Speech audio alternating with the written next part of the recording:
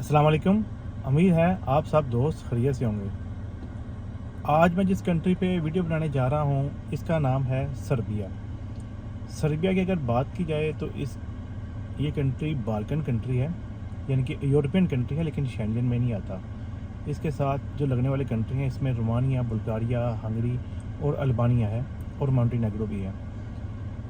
इस कंट्री का visa apply करना फ़िलहाल बहुत आसान है। आप घर बैठे इसका वीज़ा अप्लाई कर सकते हैं। आपको एम्बेसी जाने की ज़रूरत नहीं है, वीएफएस में जाने की ज़रूरत नहीं है, बायोमेट्रिक करवाने की ज़रूरत नहीं है।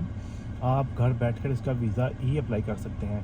आप खुद अप्लाई कर सकते हैं तो ठीक है, अगर नहीं तो आप किसी ट्रैवल एजेंट से या किसी दोस्त से जो नॉलेज रखता हो इस बारे में, आप उससे अपना ये वीज़ा अप्लाई करवा सकते हैं।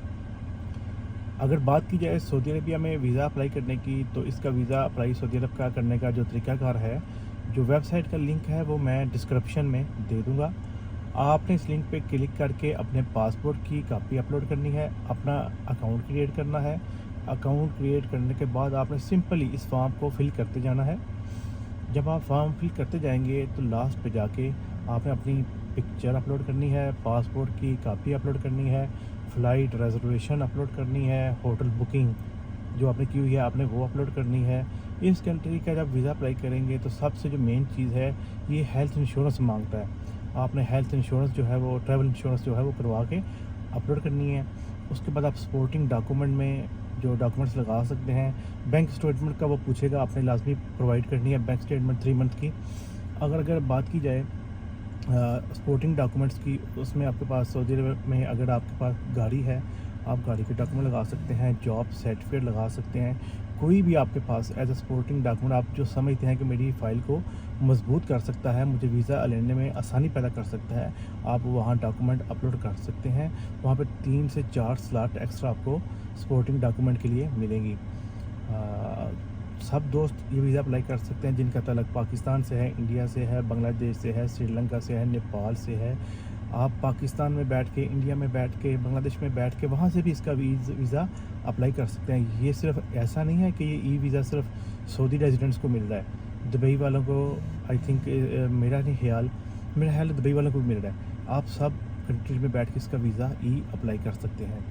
इसका वीज़ा ई अप्लाई करने का फ़ायदा ये है, अगर आपको इसका वीज़ा मिलता है, आप ट्रैवल करके वापस आते हैं, आप शेंजन कंट्री का वीज़ा अप्लाई करेंगे तो आपको वीज़ा मिलने के चांस बहुत अच्छे होंगे। मैंने ये वीडियो इसलिए आप दोस्तों के लिए बनाई है कि अगर आप वहाँ जाते हैं, वहाँ से आपको पहुंचकर आगे कोई अच्छा मौका मिल सकता है, वहाँ पर आपको कोई अच्छी जॉब मिल सकती है। सर्बिया एक वाकई में बहुत खूबसूरत कंट्री है। मैंने इसके ऊपर बहुत सारी ट्रैवलिंग वीलॉग्स जो हैं दोस्तों के देखे हैं। सर्बिया बहुत खूबसूरत मुल्क है। तो अगर आपको इतना आसान मौका मिल रहा है तो आपको इस मौके से फ़ायदा उठाना चाहिए और वीज़ा अप्लाई करना चाहिए। मेरा नहीं ख्याल कि आपको देर करनी चाहिए। अगर बात की जाए वीज़ा फ़ीस की, तो पाकिस्तानी नेशनल के लिए वीज़ा फ़ीस ज़ीरो है, यानी कि पाकिस्तानी नेशनल जो वीज़ा अप्लाई करेगा उनका फ्री ऑफ कास्ट है।